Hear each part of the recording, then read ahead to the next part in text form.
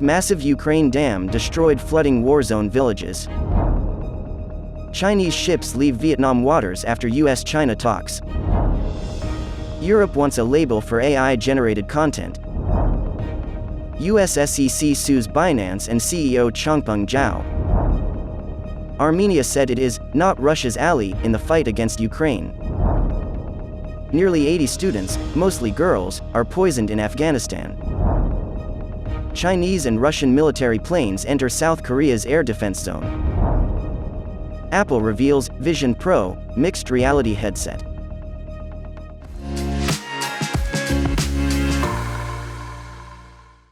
Hello, I'm Johnny. Thank you for joining us on Funday News. It's Wednesday, June 7th, and here are your top stories. A torrent of water burst through a massive dam on the Dnipro River that separates Russian and Ukrainian forces in southern Ukraine on Tuesday, flooding a swathe of the war zone and forcing villagers to flee. Ukraine said Russia had committed a deliberate war crime in blowing up the Soviet-era Novokakhovka Dam. The Kremlin blamed Ukraine, saying it was trying to distract from the launch of a major counteroffensive Moscow says is faltering. Some Russian-installed officials said the dam had collapsed on its own. The dam supplies water to a wide area of southern Ukrainian farmland, including the Russian-occupied Crimea Peninsula, as well as cooling the Russian-held Zaporizhzhia nuclear plant. The dam's destruction threatened a new humanitarian disaster in the center of the war zone and transformed front lines just as Ukraine prepared a long-awaited counteroffensive to drive Russian troops from its territory. The UN Security Council will meet later on Tuesday to discuss the dam at the request of both Russia and Ukraine. A Chinese research ship and its escort, which operated for nearly a month in Vietnam's exclusive economic zone in the South China Sea, left those waters on Monday night, just after high-level U.S.-China talks.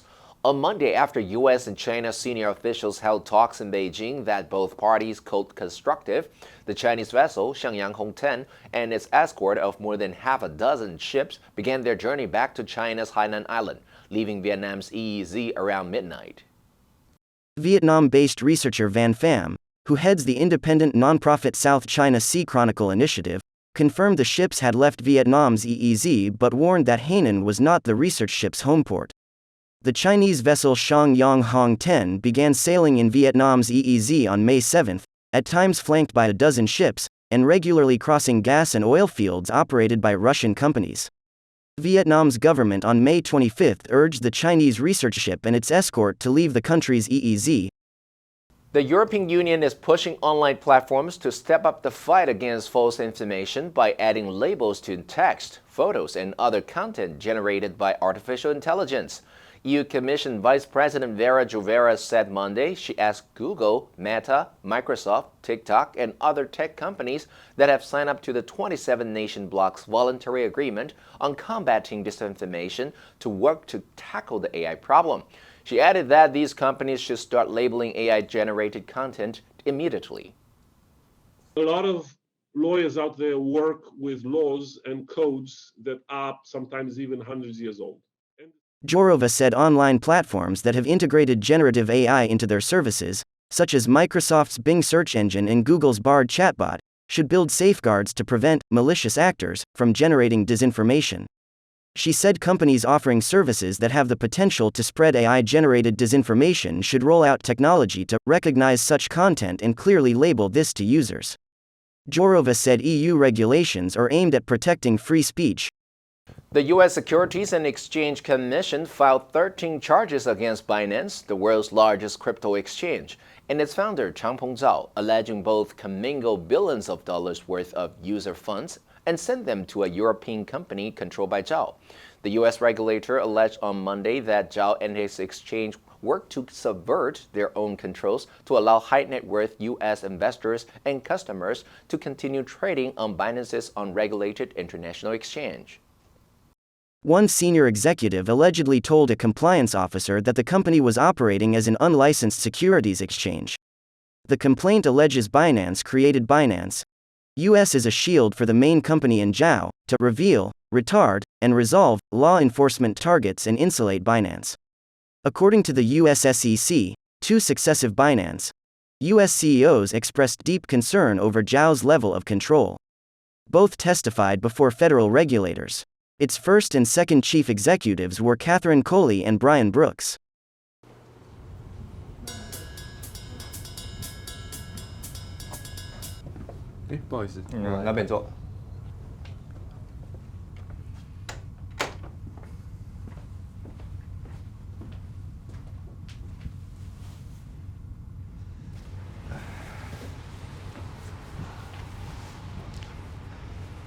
Ah, 这是你的麦克风。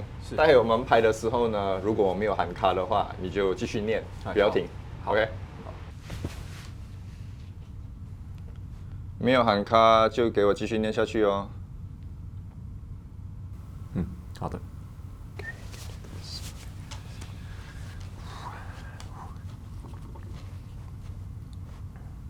Hello, I'm Wade Lee. Thank you for joining us on Funday News. It is December 13th, and here are your top stories.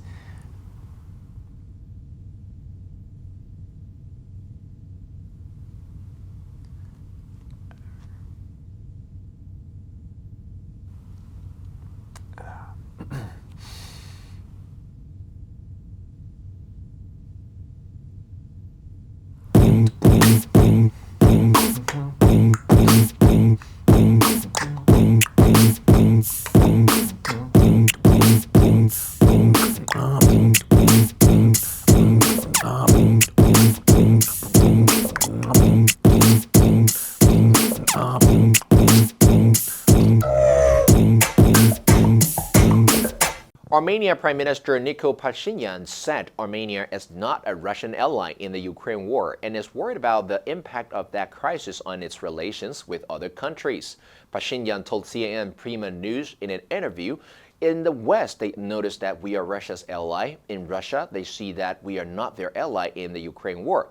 And our feeling from that war, from that conflict, is anxiety because it directly affects all our relationships. He added Armenia felt caught between the two sides. Pashinyan said, "It turns out that we are not anyone's ally in this situation, which means that we are vulnerable." Asked about Pashinyan's remarks last Friday, Kremlin spokesman Dmitry Peskov responded with caution, saying Moscow had taken note of what he called an important statement. Peskov said, "We know that there are certain nuances in Armenia's approach to the conflict over Ukraine. We take them into account, we know them, but at the same time we continue to develop our allied relations with Armenia." Nearly 80 primary school students, mostly girls, are suspected to have been poisoned over the weekend and were taken to a hospital in Afghanistan's Sancharak district. The intelligence unit of the provincial police department said they are still investigating the matter. The head of the education department in the northern Sarupol province, Mohammad Rahmani, said so far officials are unclear on the culprit, the motive, and the potential type of poison possibly used against the school children. Nearly 80 girls have been hospitalized in cases of suspected poisoning. Rahmani said the investigation was prompted by accounts of 17 female students in one school last Saturday, and a day later, 60 others, mostly girls, at another school in a nearby village. He said, after reaching school in the morning, the students suddenly started feeling dizzy, headache, and nausea. According to Rahmani, the students were admitted to a local hospital, but 14 whose situation was more critical were transported to a hospital in the provincial capital. Yonhap News cited Seoul's military as saying 4 Chinese and 4 Russian military planes entered South Korea's air defense identification zone without notice on Tuesday, prompting the South Korean Air Force to send its fighter jets to the scene. The South Korean Joint Chiefs of Staff said that between 11:52 a.m. and 1:49 p.m., the Chinese and Russian aircraft entered the southern and eastern parts of the Cadiz, respectively, and exited it. JSC added that they did not violate South Korea's airspace. 4 Chinese and 4 Russian military planes entered South Korea's air identification defense zone. The JCS said in a text message sent to reporters, "Our military identified the Chinese and Russian planes before their entry into the KADIZ and deployed Air Force fighters to conduct tactical steps in preparation against potential accidental situations."